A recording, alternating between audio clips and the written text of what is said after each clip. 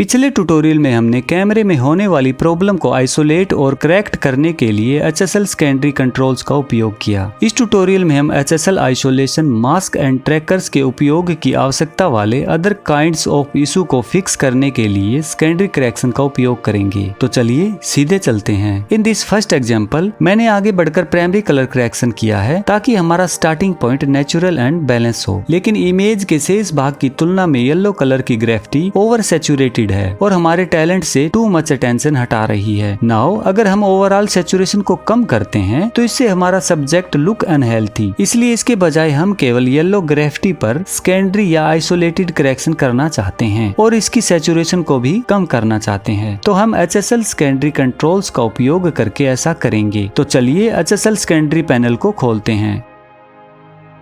इस eye dropper पर click करें और फिर इसे क्वालिफाई करने के लिए येलो के किसी भी पार्ट पर क्लिक करें। आइए यहाँ क्लिक करें, हाईलाइट मोड को टर्न ऑन करें और फिर HSL स्लाइडर के साथ अपनी की को रिफाइन करना शुरू करें। मैं लूमा कंट्रोल्स के साथ स्टार्ट करने जा रहा हूँ और मैं यहाँ जो करूँगा वह हमारे टारगेट की टोनल रेंज को एक्सपेंड करना है ताकि हम ऑल ब्राइटनेस को कैप्चर कर सकें।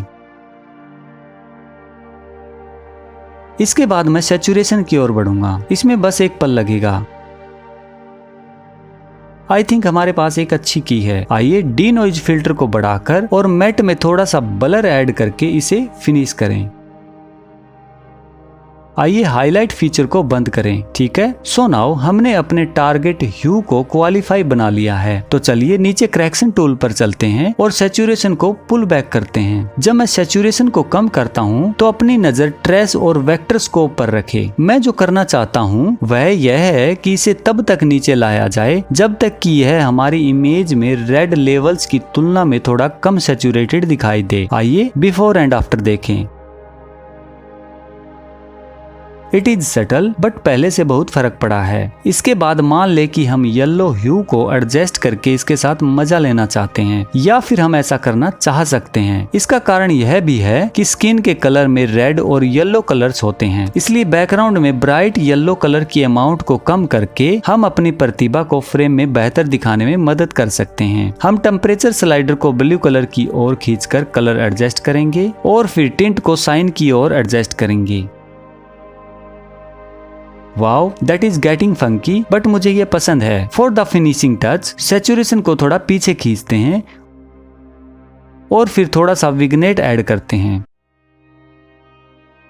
आइए बिफोर एंड आफ्टर देखें।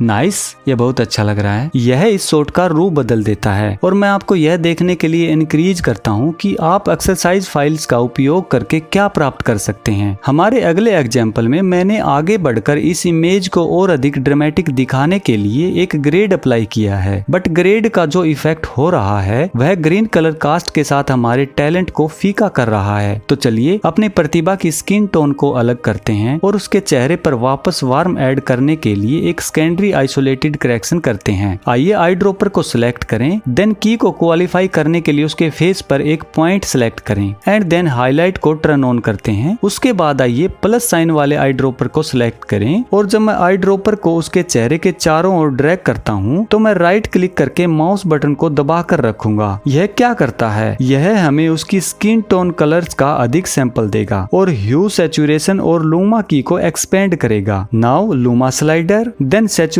स्लाइडर के साथ अपनी की को फिनिश करें।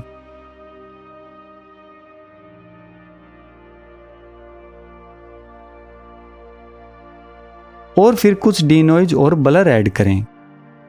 एट दिस पॉइंट हमने अपनी स्किन टोन को क्वालिफाई करने का अच्छा काम किया है, बट आप देखेंगे कि हमारी की फ्रेम के उन पार्ट को पिक कर रही है जो हम नहीं चाहते। तो इसे ठीक करने के लिए बेजियर पेन को सिलेक्ट करें और एक मास्क क्रिएट करें। अपने आइसोलेशन को और अधिक योग्य बनाने के लिए मैं अपनी प्रतिभा के केवल स्किन टोन्स के चारों ओर सावधानी से एक मास्क ड्रॉ करना शुरू करूंगा। ऐसा करने के लिए कृपया मुझे 1 मिनट का समय दें।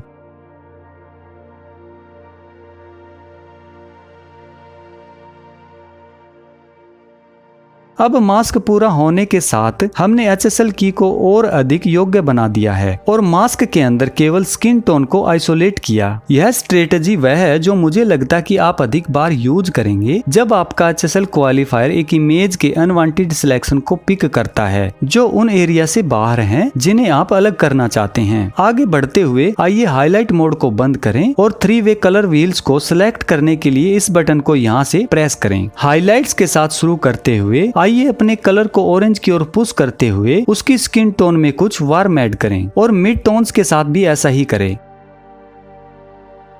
अब तक की हमारी प्रोग्रेस को देखने के लिए आइए बिफोर एंड आफ्टर देखें।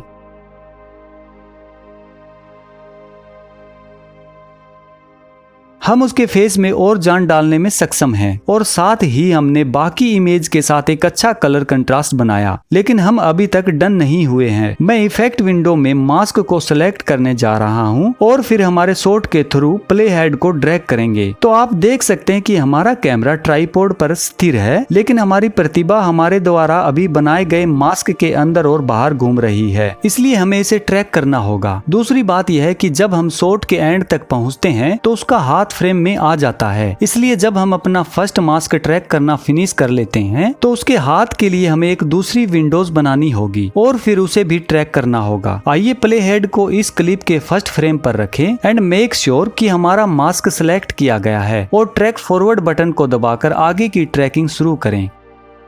नाउ फर्स्ट मास्क को ट्रैक कर लिया है। आइए बेजियर पेन को सिलेक्ट करें और उसके हाथ के चारों ओर एक विंडो बनाना शुरू करें। आप देखेंगे कि जैसे ही हमने मास्क ड्रॉ करना पूरा कर लिया तो सेम कलर करेक्शन हमने अपनी प्रतिभा के फेस पर अप्लाई किया था, अब उसके हाथ पर भी अप्लाई हो गया है। जस्ट टू बी श्योर आइए हाईलाइट मोड को टर्न ऑन करें और जैसा कि आप देख सकते हैं उसके हाथ की स्किन टोन को अलग और सही किया गया है। आइए हाईलाइट मोड को वापस बंद करें। हमारे द्वारा चुने गए मास्क के साथ ट्रैक बैकवर्ड्स बटन को पुश करके अपनी इमेज को ट्रैक करें।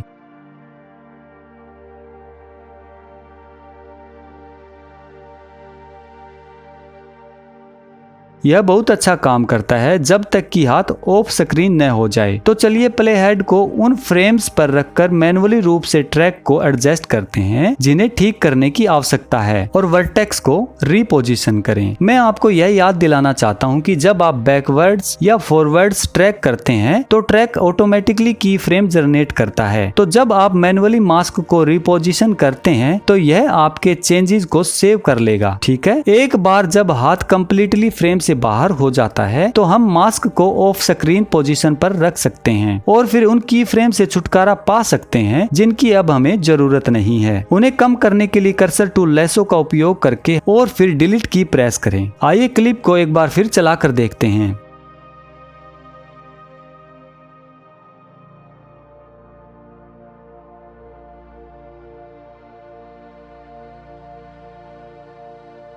ठीक है, यह वास्तव में बहुत अच्छा काम हुआ है। इन अवर फाइनल एग्जाम्पल हम लूमेट्री के 2 इंटेंस का उपयोग करके एक आइसोलेटेड करेक्शन करके कार को बैकग्राउंड से अलग दिखाने जा रहे हैं। HSL सेकेंडरी पैनल ओपन होने के साथ आइए आई ड्रॉपर को सिलेक्ट करें और फिर कार पर एक कलर पॉइंट को सिलेक्ट करें। नेक्स्ट आइए हाईलाइट मोड को टर्न ऑन करें। प्लस साइन वाले आई ड्रॉपर को सिलेक्ट करें और अपने टारगेट आइसोलेशन को एक्सपेंड करना शुरू करें बिकॉज हम इमेज में लॉट ऑफ अनवांटेड एरिया को पिक कर रहे हैं। तो आइए HSL स्लाइडर के साथ अपनी की को रिफाइन करें। इस बार हम ह्यू के साथ शुरू करेंगे। ह्यू स्लाइडर के सेंटर को एडजस्ट करके हम अपने टारगेट ह्यू को कम करने में सक्षम हैं। मैं अपने ह्यू स्लाइडर के फेदर को शार्प करने जा रहा हूं ताकि हमारा टारगेट इज मोर प्रिसाइज। इसके बाद चलो सैचुरेशन स्लाइडर को एडजस्ट करते हैं। Then the luma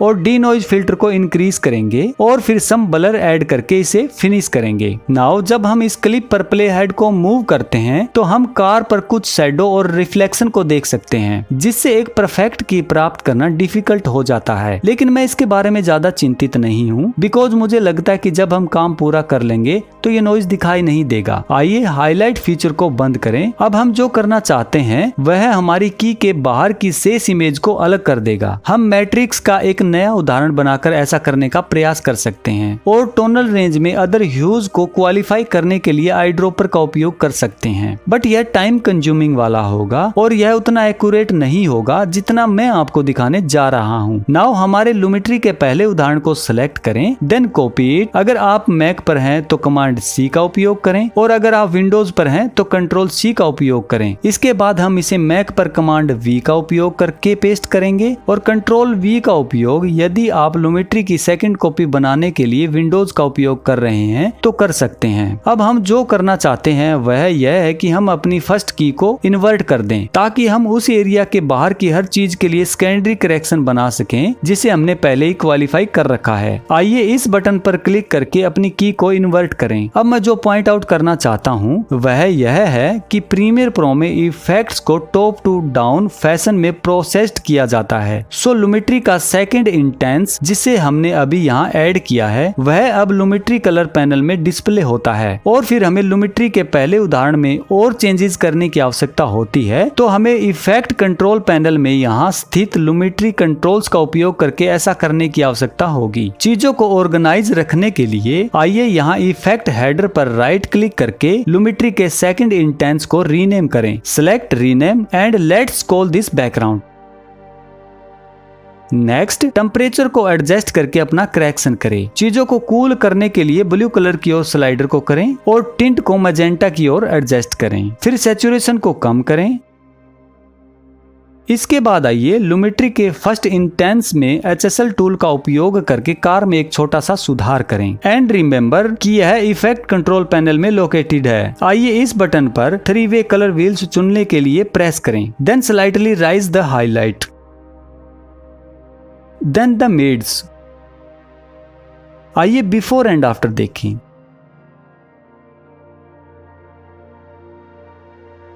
big difference. चलो इसे वापस प्ले करके देखते हैं।